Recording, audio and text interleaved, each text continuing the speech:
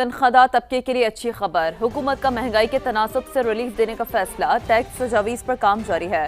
Cash transaction کی حوصلہ شکنی کے لیے متعدد تجاویز زیر غور ہیں۔ پیٹرول پمپ سے نقد تیل خریدنے پر 3 روپے تک اضافی وصولی کا آپشن موجود ہے۔ مینوفیکچررز اور درآمد کنندگان نقد فروخت پر اضافی 2% ٹیکس وصول کر سکیں گے۔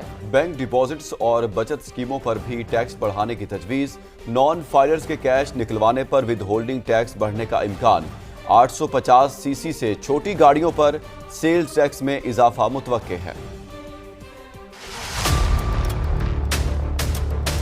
نئے بجٹ میں بینک ڈپازٹس، بچت اسکیموں پر ٹیکس میں اضافے اور نان فائلرز پر کیش نکلوانے پر ود ہولڈنگ ٹیکس بڑھنے کا امکان ہے۔ ذرائع کے مطابق ود ہولڈنگ ٹیکس کی شرح 0.6% سے بڑھ کر 1.2% کی جا سکتی ہے۔ نان فائلرز پر بینک سے یومیہ 50,000 سے زائد رقم نکلوانے پر اضافی ٹیکس عائد کرنے کی تجویز ہے۔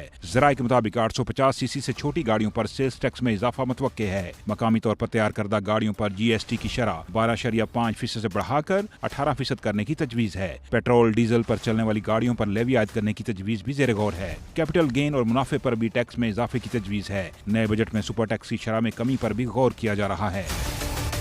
نئے بجٹ میں کیش ٹرانزیکشنز کی حوصلہ شکنی کے لیے اہم تجاویز شامل کی جائیں گی۔ ٹیکس چوری روکنے کے لیے پیٹرول پمپ پر کیش ادائیگی کی صورت میں 3 روپے اضافی وصولی کی تجویز ہے۔ مینوفیکچررز اور درآمد کنندگان نقد فروخت پر 2% اضافی ٹیکس وصول کر سکیں گے۔ ٹیئر 1 ریٹیلرز پر نقد خریداری پر بھی اضافی ٹیکس عائد کرنے کی تجویز ہے۔ ریسٹورنٹس پر پہلے ہی ڈیبٹ کریڈٹ کارڈ سے ادائیگی پر ٹیکس چھوٹ ہے۔ حکام وزارت خزانہ کے مطابق نئے بجٹ میں تنخواہ دار طبقے کو مہنگائی کے تناسب سے ریلیف دینے کی تجویز ہے۔